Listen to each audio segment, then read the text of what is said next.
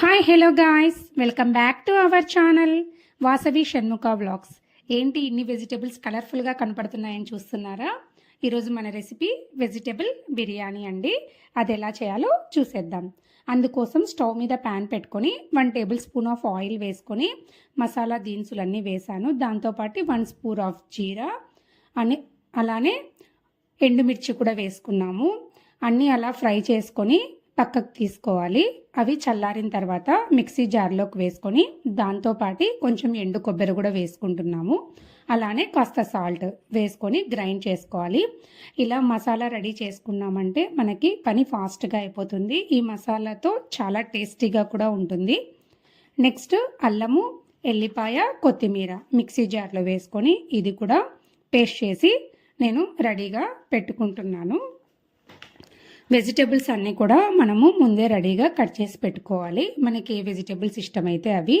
నేనైతే ఇక్కడ carrot, beans, beetroot, ఆలు, టమాటో అలానే గ్రీన్ పీస్ వేస్తున్నాను ఫస్ట్గా.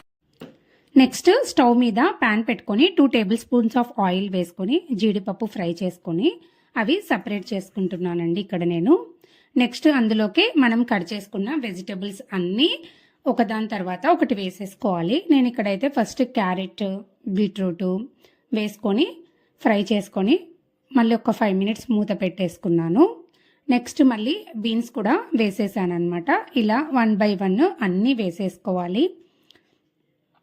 పిల్లలు వెజిటబుల్స్ సరిగ్గా తినరు కదా, ఇలా అయితే వాళ్ళు కూడా తింటారు. బిర్యానీ అయితే చూడ్డానికి కూడా చాలా కలర్ఫుల్గా అట్రాక్టివ్గా ఉంటుంది. ఫాస్ట్ కూడా అయిపోతుంది. చాలా టేస్టీగా ఉంటుంది. నెక్స్ట్ లాస్ట్న కొంచెం చింతపండు పులుసు వేసానండి. అలానే మనం రెడీ చేసుకున్న మసాలా పౌడరు, పసుపు, అల్లం వెల్లుల్లి పేస్ట్ వేసుకున్నాను. ఇక్కడ నాకు కూరగాయలన్నీ మగ్గిపోయాయి అన్నమాట.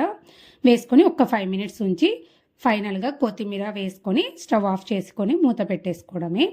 నెక్స్ట్ నేను ఇందులోకి బ్రెడ్ అనేది ఫ్రై చేసుకుంటున్నాను. లైట్గా ఆయిల్ వేసుకొని బ్రెడ్ పీసెస్ ఫ్రై చేసుకుంటున్నాను.